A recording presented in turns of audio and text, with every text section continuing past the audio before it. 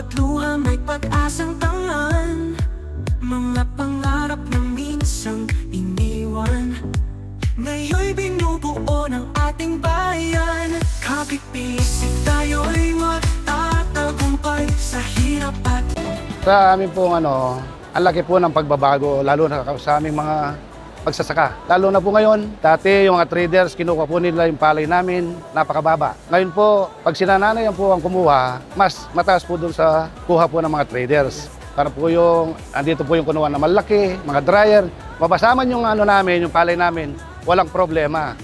Sa laki po nitong naipatayo ng ating gobyerno, ito, pinakikinabangan lahat ng mga farmers dito sa Lubao o sa parte ng lahat ng Pampanga. Pinagpapasalamat sa mga support na binibigay sa atin ng Presidente. Pangalawa, kay Nanay. Pinagkatiwalaan po kami dito sa SLP na to, na ibinigay yung tiwalang ibinigay nila sa amin. Nagpapasalamat po kami sa kanila. Dahil kahit na magbubukid lang po kami, gusto nila umangat yung kabuhayan namin. Hindi yung, kasi dati pag sinabing magsasaka, pero ngayon po, medyo level up na. Sa amin po, ang masasabi po namin sa programa ito na Small Livelihood Program Assistance, napakalaking tulong po nito. Dahil mula po dito sa ngayon, kaya tuwan-tuwa kami, unang-una magkakaroon na kami ng sarili naming puhunan. Hindi na kagaya dati, nauutang pa kami sa labas para makapagtanim lamang ng palay at iba't ibang klaseng gulay. At least ngayon kahit papaano may sarili po kaming puhunan. Ang kagandaan po nito ngayon dahil may puro na kami. Kasi nitong mga nakaraang panahon, meron po kami sinasaka, nagtatanim po kami ng palay. Pero konti lang po. Pero sa ngayon po, pwedeng ito ay magpapalaki na kami ng mga produkto namin. Kasi nung nakaraan, maliit lang po yung ani namin eh. Pero sinimulan po namin siya. Pero sa pamamagitan po nito ngayon, pwede na po kaming makapag-expand, makakapagdagdag na po kami ng aming tanim na palay at maparami yung aming ani. At medyo makakatulong na rin po kami sa aming komunidad na mapababa yung presyo ng bigas doon sa aming komunidad.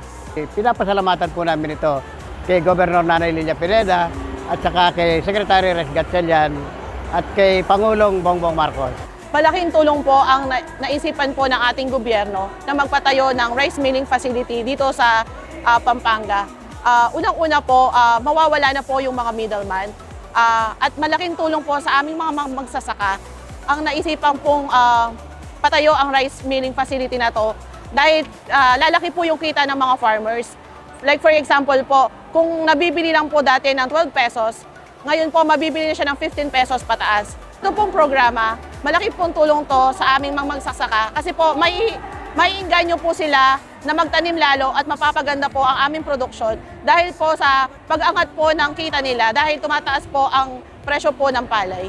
Nagpapasalamat po kami, ako sa ating mahal na Presidente, Pangulong President BBM at po sa Department of Agriculture na pinungunahan po ng ating Secretary na si Kiko Chu Laurel at ang ating pong mahal na Governor na si Governor Lilia Nanay Pineda. Sa mga farmers kasi ang nakikita naming problema dyan, sila nabibili yung mga palay nila ng mas mura, yung mga traders. So sa pamamagitan nitong Food Security Complex na ang bibili, isang kapitolyo, mabibili ang mga palay nila sa malaking halaga. At masisigurado, di ba, na mabibili yung ani ng mga 3 hectares below yun ang mga bibili ng kapitolyo. Tapos, di ba, at the same time, mas sigurado na merong stock. Marami tayong magiging stock ng bigas. At the same time, matutulungan mo yung mga farmers na kumita ng mas malaki. Kasi dito, at least, mas malapit. Mas mura na, di ba? Bibili ng palay nila ng mas malaking halaga. So, yun lang, napakalaking bagay na po na kita nila, added kita nila. Tapos, syempre dito, magiging member sila.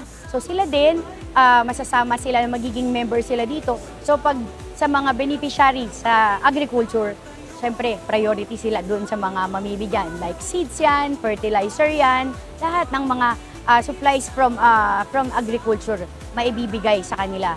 Kasi nga, member sila dito.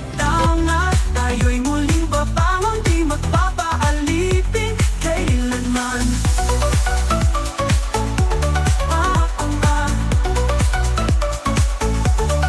Sa bawat kalsada, sa bawat tahanan, tinig ng pagbabago, sama-samang aawitan, pag-ibig at pag-asa, sa puso'y iukit.